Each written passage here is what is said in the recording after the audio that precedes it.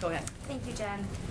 White House Chief of Staff Ron Klain retweeted a message yesterday, not once but twice, that inflation and supply chain issues are high-class issues. But some of the sharpest price increases over the last month included products that every American buys: beef products, chicken, eggs, regular unleaded gasoline, laundry equipment, furniture, clothing, the list goes on. Why would Ron Klain tweet that, and would you agree that that's a little bit tone deaf? Do you think 2 tweets means more? I'm just curious. So just for context, what Ron Klain retweeted was a tweet from the former chairman of economic advisors, Jason Furman, where he said, for full context, which I think is important, most of the economic problems we're facing, inflation, supply chains, are high-class problems. When he went on to say is, we wouldn't have had them if unemployment rate was still 10%. We would instead have had a much worse problem.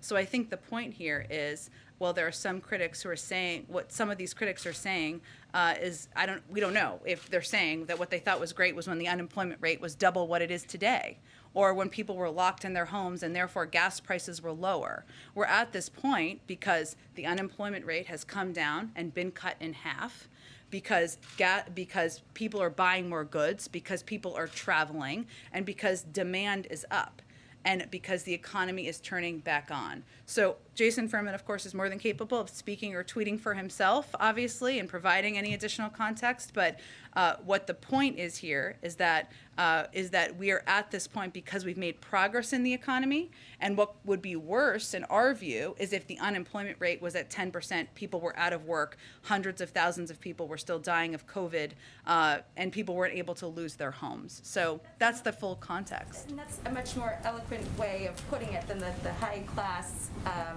comment in that tweet. It's not the first time that Ron Klain's Twitter has drawn some sharp criticism. Is that something that the White House is addressing at all, given this pushback, this criticism? Are we addressing the Chief of Staff's Twitter habits? Yes. It is not a top priority, I would tell you, at this point in time. The Chief of Staff is out there speaking on his own accord to members of Congress, to the media frequently, as any Chief of Staff does. And I think it's important also for anyone here to be able to tout points that they find interesting. And that's the purpose of public speech. And then on the supply chain remedies that we were going through yesterday, there's been obviously some action from the White House in brokering these agreements, but the private sector is calling for more federal action on things like expanding commercial driver licenses, easing some restrictions.